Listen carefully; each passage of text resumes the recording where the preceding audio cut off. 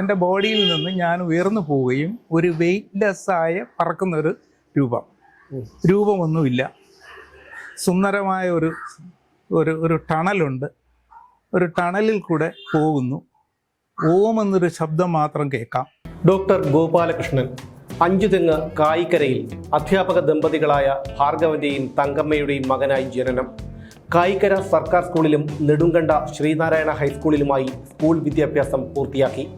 കൊല്ലം SN കോളേജിൽ pre university പഠനം. Thiruvananthapuram Mar ഇവാനിയൂസിൽ BSc.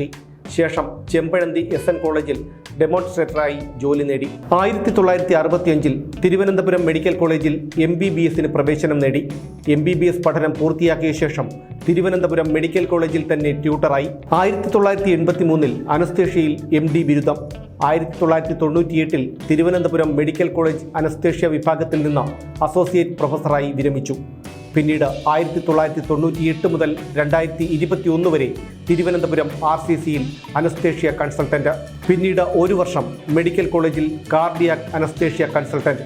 ഇപ്പോൾ ഉള്ളൂർ പ്രശാന്ത് നഗറിലെ വീട്ടിൽ ഭാര്യ ശാരദയോടൊപ്പം വിശ്രമ ജീവിതം നയിക്കുന്നു. ഏകമകൾ ബിസ്മി കോട്ടയം MG യൂണിവേഴ്സിറ്റി രജിസ്ട്രാറും നിയമവിഭാഗം പ്രൊഫസറുമാണ്. നമസ്കാരം. ഒരിക്കലും മനുഷ്യന് പിടികിട്ടാത്ത നിഗൂഢതകളുടെ ഒരു കലവറയാണ് പ്രപഞ്ചം. മരണാനന്തര ജീവിതമുണ്ടോ എന്നൊക്കെയുള്ള ചോദ്യങ്ങൾ ഒരുപാട് കാലങ്ങളായി പലരും പരസ്പരം ചോദിച്ചുകൊണ്ടിരിക്കുന്നതാണ്.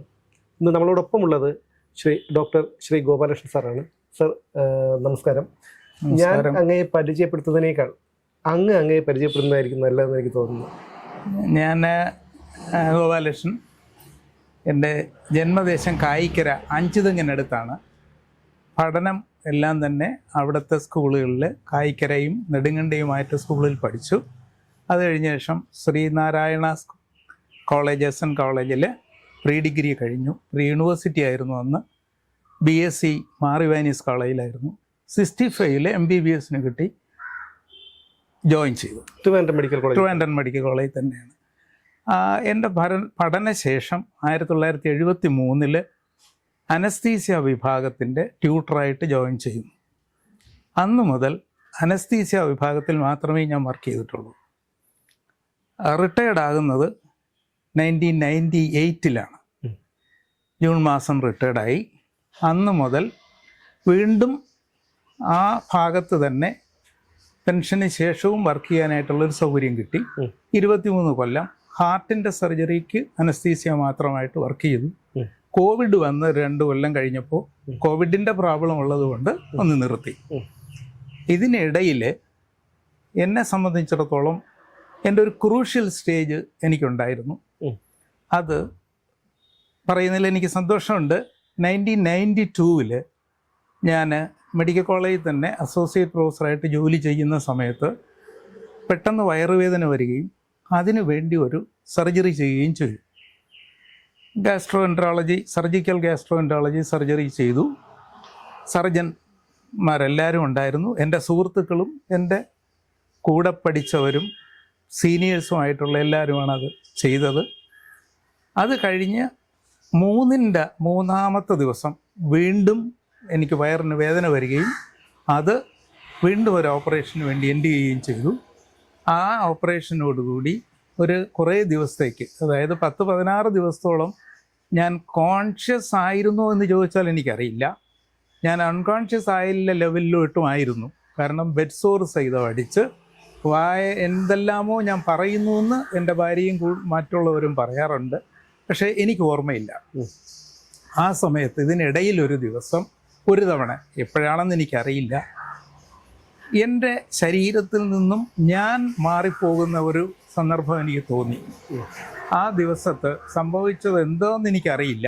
പക്ഷേ എൻ്റെ ബോഡിയിൽ നിന്ന് ഞാൻ ഉയർന്നു പോവുകയും ഒരു വെയ്റ്റ്ലെസ്സായ പറക്കുന്നൊരു രൂപമൊന്നുമില്ല. സുന്ദരമായ ഒരു ടണലുണ്ട്. ഒരു ടണലിൽ കൂടെ പോകുന്നു. ഓം എന്നൊരു ശബ്ദം മാത്രം കേൾക്കാം. ആ ശബ്ദത്തിൻ്റെ ഇടയിൽ നമ്മൾ ഒരു വെയ്റ്റ്ലെസ് ആയിട്ടും പ്ലസൻ്റായ ഒരു സ്ഥലമാണ്. ആ മുകളിൽ ഞാൻ നിൽക്കുമ്പോഴത്തേക്ക് എൻ്റെ കൂടെ ഉണ്ടായിരുന്ന 2 സീനിയർ പ്രൊഫസേഴ്സ് എൻ്റെ എക്സ്റേ എടുത്തുകൊണ്ട് പരിശോധിക്കുന്നതും എനിക്ക് എന്തൊക്കെയോ പ്രോബ്ലം ഉണ്ടെന്ന് അവർ പറയുന്നതും ആയിട്ട് എനിക്ക് തോന്നുന്നു. അതെല്ലാം അതെനിക്ക് കാണാം, കഴിയാം. തീർച്ചയായും പൂർണ്ണമായി കാണുന്നു. ഡോക്ടർ 2 ഡോക്ടേഴ്സും എൻ്റെ സുഹൃത്തുക്കളാണ്. ഒരു സുഹൃത്ത് ഡോക്ടർ അക്ബറുണ്ട് അടുത്ത്, ഡോക്ടർ ജോഷി എക്സ്റേയും കൊണ്ട് നിൽക്കുന്നു, ഡോക്ടർ രവീന്ദ്രനാണ് അടുത്ത് നിൽക്കുന്നത്. ഇങ്ങനെ 3 പേരും അവിടെ ഉള്ളതായിട്ട് എനിക്ക് നല്ല ഭംഗിയായിട്ട് കാണുകയും അത് കഴിഞ്ഞ് ഞാൻ ഈ ടണലിൽ കൂടെ ഇങ്ങനെ മുകളിലോട്ട് താഴെ ടണലിൽ കൂടെ പോയിട്ട് നല്ല ശബ്ദമുണ്ട്. ഓം എന്നുള്ളൊരു വിളി മാത്രമേ കേൾക്കുന്നുള്ളൂ, വേറെ ഒന്നും കേൾക്കാൻ വയ്യാത്തൊരു സമയം. അത് കഴിഞ്ഞിട്ട് ആ ടണലിൻ്റെ അറ്റത്ത് ചെല്ലുമ്പോൾ ബ്രൈറ്റായിട്ടൊരു ലൈറ്റിലോട്ടും, പക്ഷേ കണ്ടാൽ അത് ഭയങ്കര ചൂടാണെന്ന് തോന്നുമെങ്കിലും അനുഭവത്തിൽ ഇത്രയും തണുത്ത ഒരു സ്ഥലം, ഭയങ്കരമായ തണുപ്പും ടോളറേറ്റ് ചെയ്യാവുന്ന തണുപ്പും ടോളറേറ്റ് ചെയ്യാവുന്ന വെളിച്ചവും. ആ വെളിച്ചത്തിൻ്റെ അടുത്തോട്ട് ചെല്ലുന്നതിന് മുമ്പ് കാണുന്നത് ഒരു വലിയ നദിയാണ്. നദിയുടെ കരയിലൊരു വലിയ ഗേറ്റ്, ആ ഗേറ്റിൻ്റെ അകത്ത് വലിയൊരു വൃക്ഷം. ആ വൃക്ഷത്തിൻ്റെ ചുവട്ടിൽ ഞാൻ ചെന്നിറങ്ങുന്നു. 2 സൈഡിലും ചെടികൾ വളർത്തിയിട്ടുണ്ട്. വെള്ള പൂക്കളാണ്, 4 ഇതളുകളുള്ള പൂക്കളാണ് പർട്ടിക്കുലറായിട്ട്.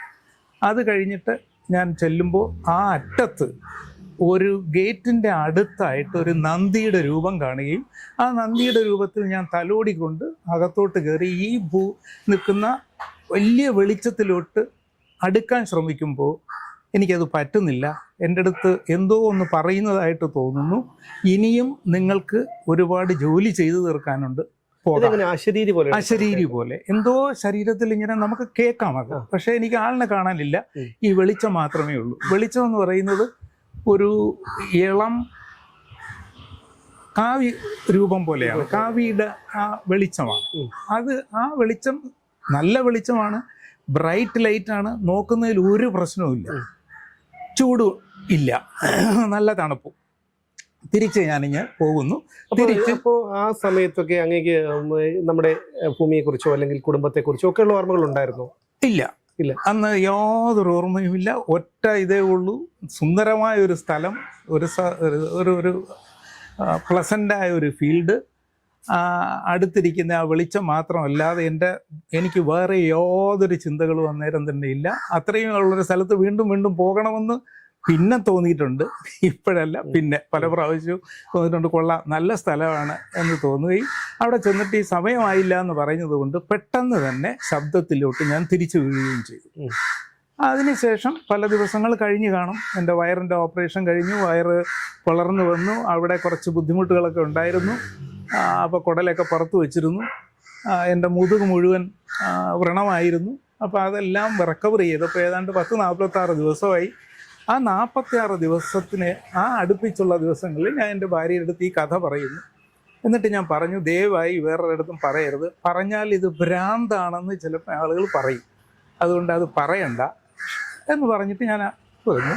പക്ഷെ അവിടെ നിന്ന് ഡിസ്ചാർജ് ചെയ്ത് വന്ന ശേഷം ഈ കണ്ടത് നന്ദി രൂപവും അങ്ങനെയൊക്കെ ആയതുകൊണ്ട് വല്ല ശിവ ടെമ്പിളാണെന്ന് വിചാരിച്ച് ഈ എല്ലാ ശിവക്ഷേത്രങ്ങളിലും നമ്മൾ വിസിറ്റ് ചെയ്തു. അവിടെയൊന്നും അല്ല. ആശ്രമങ്ങളിൽ പോയി, പ്രത്യേകിച്ച് അമൃതാനന്ദ ആശ്രമത്തിൽ പോയി, ശിവഗിരിയിൽ പോയി, എല്ലായിടത്തും ചെല്ലുമ്പോഴും അവിടെ ഒന്നുമല്ല. കുറച്ച് ദിവസങ്ങൾക്ക് ശേഷം 94-ൽ പുട്ടപർത്തിയിൽ ആണെന്ന് എൻ്റെ അടുത്ത് പറയുന്നില്ല, ഈ ഡോക്ടറുടെ അടുത്ത് ഞാൻ ഇതിനെപ്പറ്റി പറഞ്ഞിട്ടുണ്ട്, ഇങ്ങനെയുള്ള എക്സ്പീരിയൻസ് എനിക്ക് ഉണ്ടായിട്ടുണ്ട്. അപ്പോൾ പുള്ളി പറഞ്ഞു, നമുക്ക് പുട്ടപർത്തി ഒരു സ്ഥലത്ത് പോകാം. പുട്ടപർത്തി എന്ന് അദ്ദേഹം പറയുന്നില്ല, ഒരു സ്ഥലത്ത് പോകാം, ഒരു കോൺഫറൻസ് ഉണ്ട്, ഗോപാലകൃഷ്ണൻ വരണം.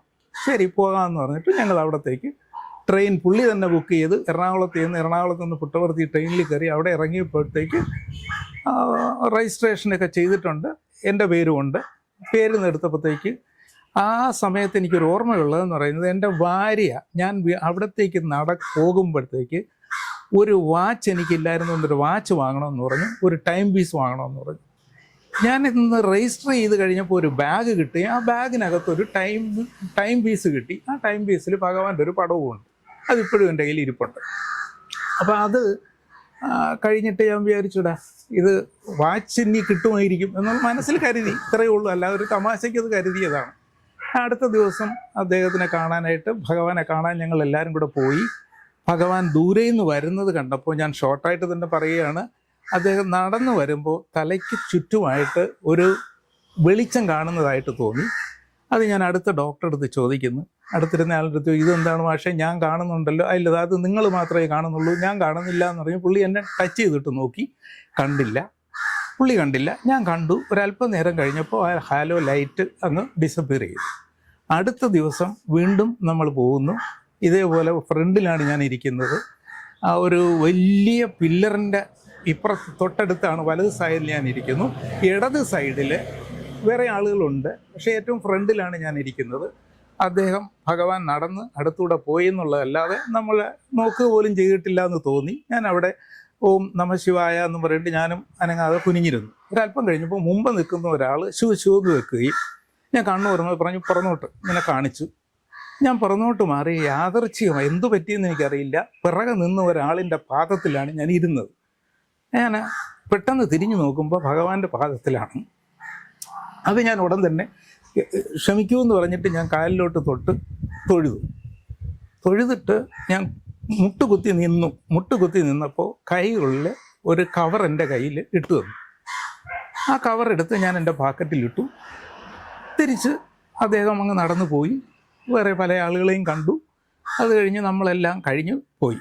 അടുത്ത ദിവസവും എൻ്റെ അടുത്ത് വന്നിരുന്നു, എൻ്റെ അടുത്ത് വരെ വന്നു. അത് കഴിഞ്ഞ് നാലാമത്തെ ദിവസം നമ്മൾ അവിടെ നിന്ന് പിരിഞ്ഞു പോകുന്നു. പക്ഷേ ഈ വാച്ച് എൻ്റെ പാക്കറ്റിൽ കിടക്കുന്നത് കണ്ടിട്ടാണെന്ന് തോന്നുന്നു. ഞാൻ മെയിൻ ഗേറ്റിൽ നിന്ന് എൻട്രൻസിൽ നിന്ന് പുറത്തോട്ട് ഇറങ്ങുമ്പോൾ ഒരാൾ വന്ന് എൻ്റെ അടുത്ത് ചോദിക്കുന്നു, വേറെ ആർ യു ഫ്രം, നിങ്ങൾ എവിടെ നിന്നാണെന്ന് ചോദിച്ചു. ഞാൻ പറയും ഞാൻ ട്രിവാൻഡ്രത്ത് നിന്നാണ്, എനിക്ക് സാറിനെ അറിയാം എന്ന് ഞാൻ അങ്ങോട്ട് പറയും. ആരാണ് ഞാൻ? ജസ്റ്റിസ് ശ്രീധരനാണ് എന്ന് ഞാൻ പറഞ്ഞു. കാരണം ജസ്റ്റിസ് ശ്രീധരൻ്റെ സിസ്റ്റർ ബേബി സരസ്വതി മാഡം എൻ്റെ ടീച്ചറാണ്. ജസ്റ്റിസ് സരസ്വതി അവരുടെ ഇളയ ആൾ ശശി എൻ്റെ ക്ലാസ്മേറ്റാണ്. അപ്പോൾ ഞാൻ ശ്രീധരൻ സാറിനെ എനിക്ക് അറിയാമെന്ന് പറയുന്നു. അപ്പോൾ എന്താ പാക്കറ്റിൽ കിടക്കുന്നതെന്ന് ചോദിച്ചാൽ ഞാൻ പറയും എനിക്കറിയില്ല സാർ എന്ന് പറഞ്ഞിട്ട് ഞാനത് എടുത്തു. തുറക്ക് എന്നൊക്കെ പറഞ്ഞു. അങ്ങനെ ഞാൻ അത് എടുത്തു നോക്കിയപ്പോൾ വാച്ചാണ്. എന്നിട്ട് പറഞ്ഞു അത് കയ്യിൽ കെട്ടു. ഞങ്ങളൊക്കെ എത്ര വർഷം വന്നിട്ട്, ഡോക്ടർ എത്ര നാളിലൂടെ വന്നിട്ടുണ്ട്? ഞാൻ പറഞ്ഞു ഇത് ആദ്യമായിട്ട് വരിക. നോ, ഞാൻ പറഞ്ഞു ആദ്യമാണ് അത്. അപ്പോൾ ഞാൻ പറഞ്ഞു എനിക്കറിയില്ല സാർ, ഞാൻ ആദ്യമായിട്ടാണ് വരുന്നത്, ആദ്യമായിട്ട് വന്നു, ആദ്യമായിട്ട് ഇത് കിട്ടിയെന്നുള്ളതേ ഉള്ളൂ എന്ന് ഞാനിങ്ങനെ പറയാം. അല്ല കയ്യിൽ കെട്ട്, ഞങ്ങളൊക്കെ പല പ്രാവശ്യം വന്നിട്ടാണ് ഞങ്ങൾക്കൊക്കെ ഒരു മോതിരം കിട്ടുക എന്തെങ്കിലുമൊക്കെ കിട്ടുന്നതെന്നൊക്കെ പറഞ്ഞു. അതെല്ലാം ഞാൻ കേട്ടു. തിരിച്ചു വന്നു. അപ്പോൾ എൻ്റെ ചെരുപ്പ് നോക്കിയപ്പോൾ ചെരുപ്പ് കാണുന്നില്ല. ആരോ ക്രൗഡിനിടയിലല്ലേ ചെരുപ്പ് പോകും, സ്വാഭാവികമാണ്. ഞാൻ ചെരുപ്പില്ലാതെ വെളിയിലോട്ടിറങ്ങിയാൽ ഈ ചെരുപ്പ് ഇരുന്ന സ്ഥലത്ത് തട്ടിയ സ്ഥലത്ത് ഞാൻ ചോദിച്ചില്ല ഭഗവാൻ പൈസ തന്നാലോ എന്ന് വിചാരിച്ച് വെറുതെ മണ്ണിൽ തട്ടിയപ്പോൾ ഒരു 50 രൂപയുടെ നോട്ട്. അത് ഇന്നും എൻ്റെ പേഴ്സിലുണ്ട്. പഴയ നോട്ട്, 50 രൂപയുടെ പഴയ നോട്ട്. അതും കിട്ടി. അതും കൂടെ കൊണ്ട് നമ്മൾ പുറത്തോട്ട് ഇറങ്ങി. 2 ദിവസം കഴിഞ്ഞ് എൻ്റെ അടുത്ത ദിവസം ഞങ്ങൾ അവിടെ നിന്ന് തിരിച്ച് വരുന്നു. പക്ഷേ തിരിച്ചു വന്ന് കുറേ ദിവസങ്ങൾക്ക് ശേഷം ഞാൻ തിയേറ്ററിൽ ഒരു ദിവസം നിൽക്കുമ്പോഴത്തേക്ക് ഭാര്യ പെട്ടെന്ന് ഫോൺ ചെയ്ത് പറഞ്ഞു, ഇവിടെ വീട്ടിൽ ചേട്ടാ ഒന്ന് വരുമോ? ഞാൻ പറയും തിയേറ്ററിലാണ്. അത് ഇവിടെ ഒരു ഏപ്രൺ ഇട്ടൊരു മനുഷ്യൻ ഇവിടെ നിൽക്കുന്നു, വീട്ടിൽ വന്ന് അകത്ത് കയറി കസേരയിൽ ഇരിക്കുകയാണ് എന്ന് പറഞ്ഞു. അപ്പോൾ ഞാൻ പറഞ്ഞു അതാര്? അറിയില്ല, നമുക്കറിയില്ല എന്ന് പറഞ്ഞു. അത് ഞാൻ ഓടി കാറിൽ ഇവിടെ എത്തി. കാറിൽ ഇവിടെ എത്തിക്കഴിഞ്ഞപ്പോഴത്തേക്ക് എന്ന് വെച്ചാൽ ഇവിടം വരെ കയറിയപ്പോഴത്തേക്ക് തന്നെ ഭയങ്കരമായ മണം. അപ്പോൾ ഞാൻ ആ മണം എന്താണെന്ന് നോക്കാനായിട്ട് എന്നപ്പോൾ പറഞ്ഞത് ഈ കസേരയിലാണ് ഇരുന്നത്. കൊച്ചു മോളെ വിളിച്ച് തലയിൽ വെച്ച് എന്നെ അനുഗ്രഹിച്ചു. അത് കഴിഞ്ഞിട്ട് വെള്ളം വേണമെന്ന് പറഞ്ഞു. വെള്ളം എടുക്കാനായിട്ട് പോയിട്ട് അവർ തിരിച്ചു വന്നപ്പോൾ ആളില്ല. ഒരു ഏപ്രണിട്ട ആളാണ്, തലയിൽ കിട്ടും. അതോടുകൂടി അതങ്ങ് മാറി. അപ്പോൾ ആ ഭസ്മം കിടക്കുന്നുണ്ട്, ഞാൻ കണ്ടു. നല്ല മണമുള്ള ഭസ്മമാണ്. അത് കഴിഞ്ഞിട്ട് പിന്നെ അത് ഞാൻ ഒരാളിൻ്റെ അടുത്ത്, ഭഗവാന്റെ വലിയ ഡിവോട്ടിയായ ഒരാളുടെ അടുത്ത് ഞാൻ പറഞ്ഞു, സാറേ ഇങ്ങനെ ഒരു എക്സ്പീരിയൻസ് എനിക്കുണ്ടായി, അതെന്താണ്? അത് വല്ല ഫ്രോഡ് പണിയായിരിക്കാം എന്ന് പറയുകയും ചെയ്തു. അന്ന് അദ്ദേഹം പറഞ്ഞു, അദ്ദേഹത്തിൻ്റെ പേരൊന്നും ഞാൻ പറയാൻ ഉദ്ദേശിക്കുന്നില്ല. അപ്പോൾ ഞാൻ പിന്നെ മിണ്ടിയില്ല. ശരി എന്ന് പറഞ്ഞിട്ട് ഞാൻ അങ്ങ് വെച്ചു. ഇതെൻ്റെ മനസ്സിനകത്ത് കിടക്കുന്നതിൻ്റെ കാരണം. പക്ഷേ എനിക്ക് ഒരുപാട് ചോദ്യങ്ങൾ എനിക്ക് തന്നെ ഉണ്ടായി. കാരണം ഇത് ഹാലൂസിനേഷൻ ആകാമല്ലോ. ഞാൻ ചാവാൻ കിടക്കുന്ന സമയമാണ്. ആ സമയത്ത് പല ആളുകളും മരുന്നുകൾ തരും. എനിക്ക് അനസ്തീസിയയുടെ മരുന്നുകൾ വല്ലതും തന്നതിൻ്റെ ഹാലൂസിനേഷൻ കൊണ്ടാണോ? പക്ഷേ ഈ ഹാലൂസിനേഷൻ എല്ലാം കണ്ട സംഗതി ഞാൻ എങ്ങനെ പുട്ടപ്രതി കണ്ടു എന്ന് ചോദിച്ചാൽ അതിന് എനിക്ക് ഉത്തരവില്ല. ഞാൻ ഇവിടെ കണ്ടു എന്ന് ഞാൻ പറയുന്നത് മുഴുവൻ ഞാൻ അവിടെ ചെന്നപ്പോൾ പുട്ടപർത്തിയെ മാത്രം കണ്ടു, മറ്റ് സ്ഥലങ്ങളിൽ കണ്ടില്ല. ഭഗവാൻ അടുത്ത് തന്നു. ഭാര്യ പറഞ്ഞ കണക്കൊരു വാച്ചും ഒരു ഇതും കൊണ്ട് എനിക്ക് ഏൽപ്പിച്ചു. അതെങ്ങനെയെന്നൊന്ന് ചോദിച്ചാൽ എനിക്കറിയില്ല. ഈ ചോദ്യങ്ങൾക്കൊക്കെ എനിക്ക് വലുതായിട്ട് ഉത്തരവില്ല. ഞാൻ പിന്നെ 98 റിട്ടയർ ചെയ്തു. അതിനുശേഷം 3 കൊല്ലം റീജിയണൽ ക്യാൻസർ സെൻറ്ററിൽ ഡോക്ടർ കൃഷ്ണൻ നായർ വിളിച്ചതുകൊണ്ട് അവിടെ 3 കൊല്ലം വർക്ക് ചെയ്തു. തിരിച്ചു വീണ്ടും മെഡിക്കൽ കോളേജിൽ കണ്ടിന്യൂ ചെയ്തു. ഒരു ബ്രേക്കും വന്നിട്ടില്ല. 48 കൊല്ലം ട്രിവാൻഡ്രം മെഡിക്കൽ കോളേജിൽ തന്നെ ജോലി ചെയ്ത ഒരു മനുഷ്യൻ. അവിടെ സാർ ഈ 48 കൊല്ലവും കണ്ടിന്യൂ ആയിട്ട് അവിടെ തന്നെയായിരുന്നു? കണ്ടിന്യൂ ആയിട്ട് അവിടെ തന്നെയായിരുന്നു. ഒരു തവണ ഒരു 3 മാസത്തേക്ക് മാത്രം ആലപ്പുഴ ട്രാൻസ്ഫർ ആയി പോയിട്ടുണ്ട്, പിന്നെ പോയിട്ടില്ല. അതിന് മുമ്പും പിൻപും ട്രാൻസ്ഫർ ഒന്നും എനിക്ക് വന്നിട്ടില്ല. പിന്നെ ഞാനൊരു നോൺ പ്രാക്ടീസിങ് ആളായിരുന്നു. എന്തുകൊണ്ടാണ് സാർ അങ്ങനെ? കാരണം ഡോക്ടേഴ്സിനെ കുറിച്ചൊക്കെ അറിയാലോ, എല്ലാവരും പ്രാക്ടീസ് ചെയ്യുന്നവരാണ്. എനിക്ക് എൻ്റെ ജീവിതത്തിൽ ആദ്യം MBBS പോകുമ്പോൾ അച്ഛൻ മാത്രം ഒരു വാക്ക് പറഞ്ഞു, ഈ വൈദ്യം എന്ന് പറയുന്നത് ദൈവത്തിനോട്ട് അടുക്കാനുള്ള ഒരു വഴിയാണ്. അപ്പോൾ നീ ആ വഴിയാണ് ശുദ്ധമായി കൊണ്ടുപോവുക, ഇത്ര മാത്രമേ പറഞ്ഞിട്ടുള്ളൂ. അപ്പം അതുകൊണ്ട് ആരടുത്തൊന്നും ഒരു പൈസ പോലും വാങ്ങാതെ ഒരു പ്രൈവറ്റ് പ്രാക്ടീസും ചെയ്യാതെ ഗവൺമെൻറ് സമ്മതിച്ചതുകൊണ്ട് ഞാൻ ഓപ്പൺ ഹാർട്ട് സർജറിയിൽ കണ്ടിന്യൂ ചെയ്ത് 23 കൊല്ലം കൂടെ വർക്ക് ചെയ്യാൻ പറ്റിയിട്ടുണ്ട്. തുച്ഛമായ റിട്ടയർ ആയ ശേഷം 23 കൊല്ലം കൂടെ. അതിൽ തുച്ഛമായ പൈസയെ ഞാൻ ഡ്രാ ചെയ്യാറുണ്ടായിരുന്നുള്ളൂ. മാക്സിമം ഞാൻ റിട്ടയർ ചെയ്യുമ്പോൾ അവിടെ നിന്ന് ഇറങ്ങുമ്പോൾ 2021 ഞാൻ വാങ്ങിച്ചത് കേവലം 50,000 രൂപയാണ്. അന്ന് അവസരജന 50,000 രൂപയുണ്ട്. പക്ഷെ എനിക്ക് രൂപയല്ല പ്രശ്നം. ഞാൻ പഠിച്ച ഇൻസ്റ്റിറ്റ്യൂഷനിൽ പാവപ്പെട്ട ആളുകൾക്ക് ആയിരക്കണക്കിന് ആളുകൾ ഒരു വർഷം 500 പേർക്ക് 400-500 പേർക്കിടയിൽ ഞാൻ ഓപ്പൺ ഹാർട്ട് സർജറി ചെയ്തിട്ടുണ്ട്, അനസ്തീസിയ കൊടുത്തിട്ടുണ്ട് ഒരു വർഷം. അങ്ങനെ 20 വർഷത്തേക്ക് കൂട്ടിയാൽ തന്നെ ഒരു വർഷം 400-500 പേർ. അതെ. അപ്പോൾ 20 വർഷത്തേക്ക് അങ്ങ് കൂട്ടിക്കഴിഞ്ഞാൽ എത്ര വരുമെന്ന് ആലോചിച്ചാൽ മതി. ഒരു വർഷം ഞാൻ ലാസ്റ്റ് ഞാൻ ഇറങ്ങുന്ന സമയത്ത് 559 കേസ് ചെയ്തിട്ടുണ്ട്. ഹാർട്ടിൻ്റെ സർജറിയും ലങ്ങിൻ്റെ സർജറി ഉൾപ്പെടെ.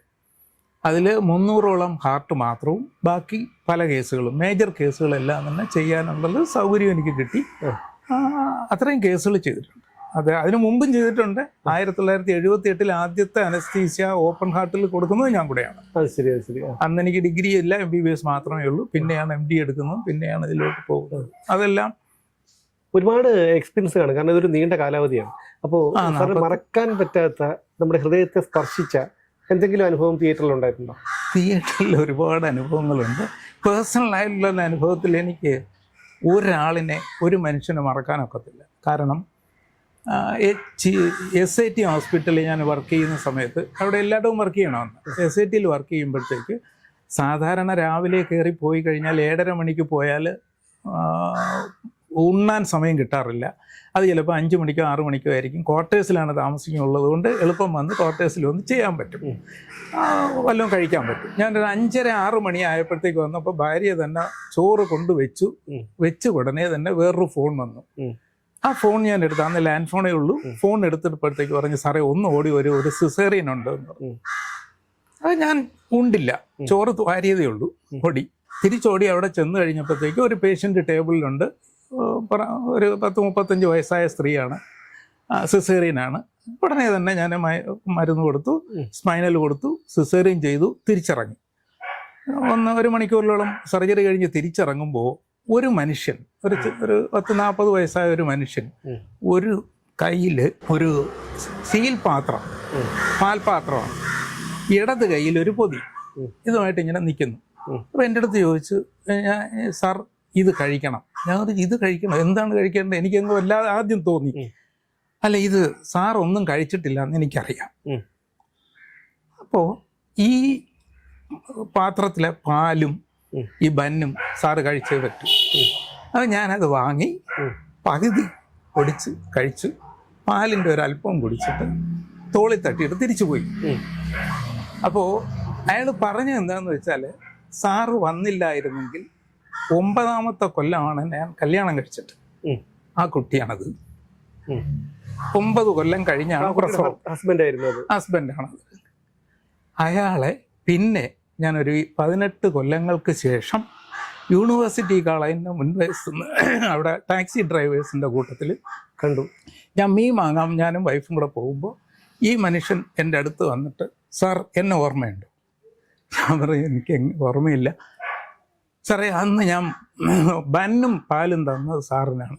അവരോടും ആ ബന്നും പാലിൻ്റെ വെളിച്ചമാണ് എനിക്ക് ഇന്നും ഉള്ളത് എന്ന് പറഞ്ഞിട്ട് ഞാനിങ്ങനെ തോളെ തട്ടി. അപ്പോൾ അയാളുടെ മകൻ അന്ന് യൂണിവേഴ്സിറ്റിയിൽ പഠിക്കുന്നു, 18 വയസ്സ്. അന്ന് സാറ് സിസേറിയൻ ചെയ്തെടുത്ത ഒരു അതാണ് എനിക്ക് മറക്കാൻ വയ്യാത്തത്. ബാക്കി ഒരുപാട് കഥകൾ കാണും, ഒരുപാട് കാര്യങ്ങൾ കണ്ടിട്ടുണ്ട്, സംശയമൊന്നുമില്ല. പക്ഷെ ഇതെനിക്ക് മറക്കാൻ പറ്റില്ല. തീർച്ചയായിട്ടും അതൊരു വലിയ ഈ വീട്ടിൻ്റെ ഗേറ്റിൽ വരെ ഡെപ്യൂട്ടി കളക്ടർ സഹിതം പായസം കൊണ്ടുവിടെ വന്നിട്ടാണ് ഞാൻ ഗേറ്റ് കയറ്റിയിട്ടില്ല. ഒരു രോഗി വന്നു കഴിഞ്ഞാൽ ആ മനുഷ്യൻ്റെ എന്തെല്ലാം മരുന്നുകൾ കഴിക്കുന്നു, എന്തെല്ലാം അസുഖമുണ്ട്, എന്തെല്ലാം അയാൾക്ക് കഴിക്കാൻ പാടില്ല, അയാൾ എന്ത് കഴിച്ചിട്ടുണ്ട്, ആഹാരം വരെയും കഴിച്ചിട്ട് എത്ര സമയമായി, ഇതെല്ലാം അറിഞ്ഞുകൊണ്ട് വേണം നമ്മൾ മയക്കുമരുന്ന് കൊടുക്കാൻ. എനിക്ക് എൻ്റെ കുട്ടികളിൽ ആരെങ്കിലും എന്നെ പറ്റി ദൂഷിച്ച വാക്കുകളോ എന്നെപ്പറ്റി മോശമായി പറയുന്നുണ്ടോ എന്ന് അന്വേഷിച്ച് നോക്കിയാൽ മതി. വെളിയിലും അകത്തും അങ്ങ് പാറശാല മുതൽ കാസർഗോഡ് വരെ എൻ്റെ കുട്ടികൾ ഇന്നുമുണ്ട്. ഞാൻ ആരുടെയും മുമ്പ് തല കുനിച്ച് നടന്നു പോകുമ്പോൾ യവൻ എൻ്റെ കയ്യിൽ നിന്ന് 100 രൂപ വാങ്ങിയവനാണെന്ന് ഇതുവരെയും പറയാൻ അനുവാദം കൊടുത്തിട്ടില്ല, ആരും പറഞ്ഞിട്ടില്ല. പല എൻ്റെ കൂടെ ഉണ്ടായിരുന്ന എൻ്റെ സീനിയേഴ്സും ജൂനിയേഴ്സും ആയിട്ടുള്ള പല ആളുകളും പ്രാക്ടീസ് ചെയ്ത് ഒരുപാട് പൈസ ഉണ്ടാക്കിയിട്ടുണ്ട്. പക്ഷേ പേരുകളൊന്നും പറയാനൊക്കത്തില്ല. അവസാനം അനുഭവിക്കുന്നത് അവർക്കറിയാം. അത് അനുഭവിക്കാതെ പോകത്തില്ല.